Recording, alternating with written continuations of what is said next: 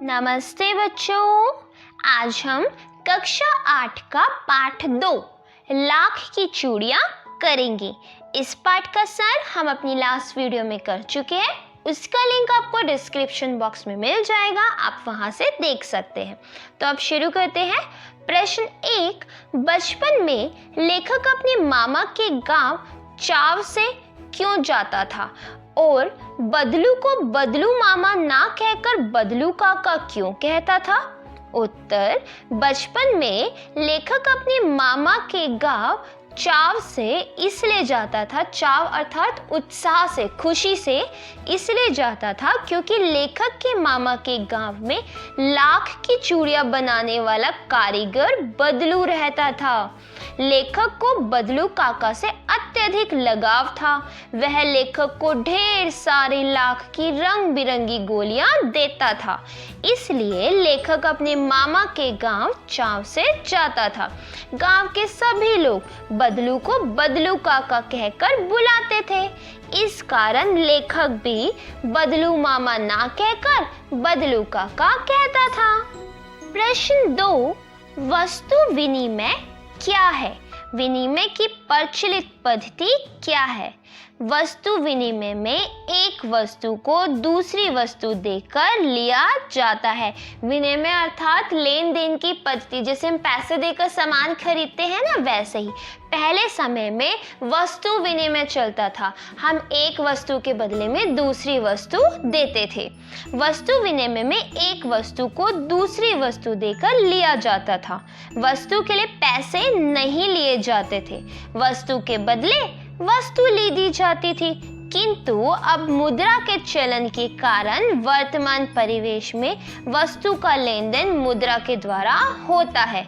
विनिमय की प्रचलित पद्धति पैसा है। इस समय विनिमय की प्रचलित जो पद्धति है वो है पैसे। ठीक है बच्चों, पहले ऐसा होता था कि एक ने अपने खेतों में गेहूं उगाया है, एक ने चावल उगाया, तो दोनों आपस में लेन देन कर लेते कि तू मेरे गेहूं ले ले, मैं चावल ले लेता हूँ। इस तरीके से वस्तु विनिमय होता था। प्रश्न 3, मशीनी युग ने कितने हाथ काट दिए हैं? इस पंक्ति में लेखक ने किस व्यथा की ओर संकेत किया है? उत्तर, इस पंक्ति में लेखक ने कारीगरों की व्यथा की ओर संकेत किया है कि मशीनों के आगमन के साथ कारीगरों के हाथ से काम धंधा छिन गया, मानो उनके हाथ ही कट गए हो। उन कारीगरों का रोजगार इन पैतृक काम धंधों से ही चलता था। इसके अलावा उन्होंने कभी कुछ नहीं सीखा था। वह पीढ़ी दर पीढ़ी अपनी इस कला को बढ़ाते चले आ रहे थे और साथ में रोजी रोटी भी चला रहे थे, परंतु मशीनी युग ने यहाँ उनकी रोजी रोटी पर वार किया और मशीनों ने लोगों को बेरोजगार बना दिया। अब बच्चा, बहुत सारे काम थे पुराने ज़माने में जो लोग हाथ से ही करते थे, जैसे इस कहानी में लाख की चूड़ियों के बारे में दिया गया, लेकिन अब जो चूड़ियाँ हैं वो मशीनों से बनती है, जिसके कारण जो हाथ से काम करने वाले कारीगर थे उनका काम खत्म होता चला गया और वो बेरोजगार हो गए। इसीलिए कहा गया है कि मशीनी युग ने कितने हाथ काट दिए हैं। प्रश्न 4, बदलू के मन में ऐसी कौन सी व्यथा थी जो लेखक से छिपी ना रह सकी? उत्तर, बदलू लाख की चूड़ियां बेचा करता था, परंतु जैसे जैसे कांच की चूड़ियों का प्रचलन बढ़ता गया उसका व्यवसाय ठप पड़ने लगा। अपने व्यवसाय की यह दुर्दशा बदलू को मन ही मन कचोटती थी। बदलू के मन में इस बात की व्यथा थी कि मशीनी युग के प्रभाव स्वरूप उस जैसे अनेक कारीगरों को बेरोजगारी और उपेक्षा का शिकार होना पड़ा है। अब लोग कारीगरों की कद्र ना करके दिखावटी चमक पर अधिक ध्यान देते हैं। यह व्यथा लेखक से छिपी ना रह सकी। प्रश्न 5, मशीनी युग से बदलू के जीवन में क्या बदलाव आया?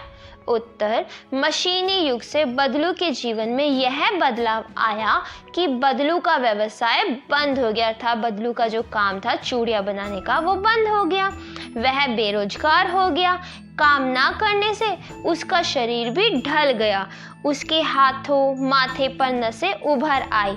अब वह बीमार रहने लगा। प्रश्न 6, लाख की वस्तुओं का निर्माण भारत के किन किन राज्यों में होता है? लाख से चूड़ियों के अतिरिक्त क्या क्या चीजें बनती हैं, ज्ञात कीजिए।